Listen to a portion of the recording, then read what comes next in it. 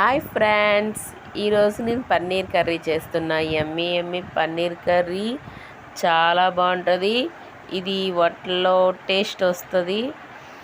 మీరు ట్రై చేయండి. మన చపాతీకి కానీ రైస్లో కానీ పూరీకి కానీ దేనికైనా బాగుంటుంది. నేను చేస్తున్నాను చూడండి.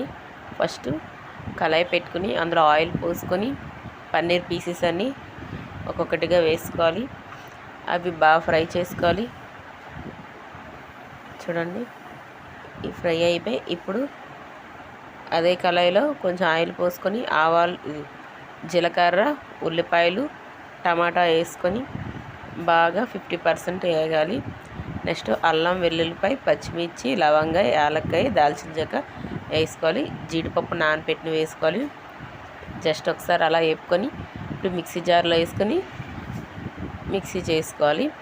చూడండి, ఈ ఉల్లిపాయ పేస్ట్ రెడీ అయిపోయింది. ఇప్పుడు మళ్ళీ ఇంకో కళాయి పెట్టుకొని ఆయిల్ పోసుకొని ఆవాలు, జీలకర్ర, శనగపప్పు, మినపప్పు, ఉల్లిపాయలు, పచ్చిమిర్చి, బిర్యానీ ఆకు, కరివేపాకు, జీడిపప్పు ఇవన్నీ వేసుకొని బాగా ఫ్రై చేసుకోవాలి.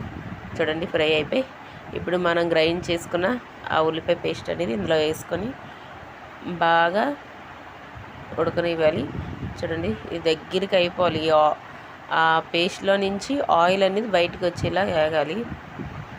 చూడండి, అయిపోయిందిగా. ఇప్పుడు ఉప్పు, కారం, పసుపు, గరం మసాలా అన్నీ వేసుకొని బాగా కలుపుకొని ఈ పన్నీర్ ముక్కలు కూడా ఇందులో వేసుకొని కొంచెం బాగా కలుపుకొని తర్వాత వాటర్ పోసుకొని బాగా ఉడకబెట్టుకోవాలి.